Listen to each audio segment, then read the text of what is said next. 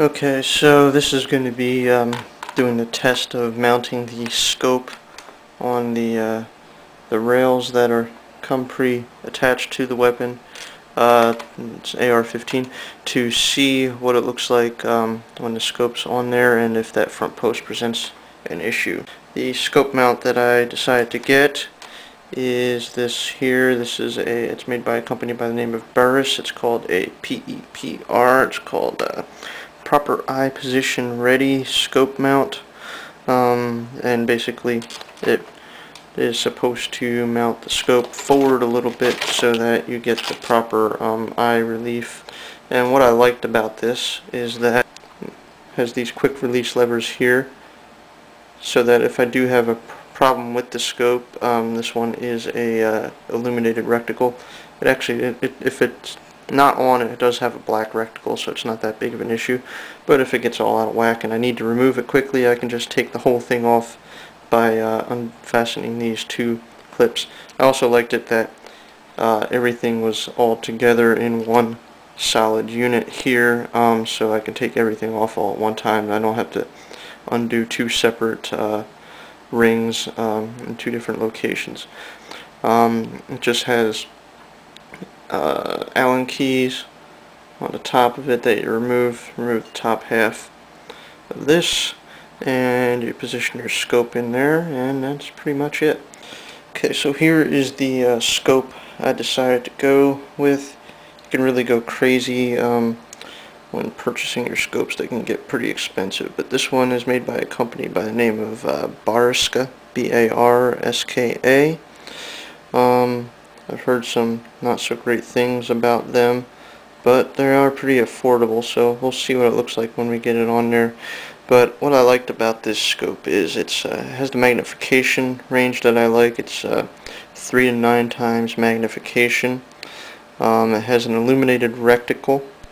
It has both green and red, and all of the adjustments are readily available. You can just change them on the fly. I'll give you a quick look down the scope.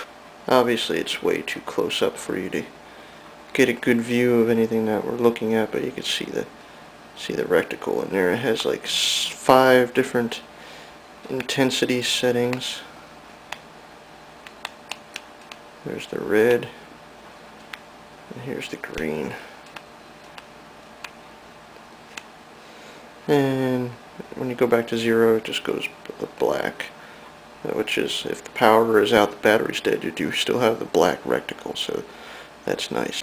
Well, even though I looked at the measurements of the scope and the scope mount, apparently I did not look closely enough, because as you can see, that is not going to work. Going back to the drawing board, I went ahead and mounted the scope onto the rail with the scope mount that it came with. As you can see, I just mounted it straight on there. When you look at it, it appears that the front sight is going to in fact be in the way, but this sight post actually is not in the way. I don't even see it, even at the lowest magnification. Okay, so here you can see down the scope. It's probably not the greatest of shots, but you can see that the post mount in the scope. So that's I think I'm kind of happy with that. I still want to try to do something with the quick release though, so I might get a like a little riser platform or something, and try to mount this on that so I can get the quick release action going. But I was surprised that I didn't see the post in the front, so I don't think I'm going to have to mess with that, and I'm just going to send all that stuff back. So that's fantastic. Saves me a bunch of money and a lot of hassle.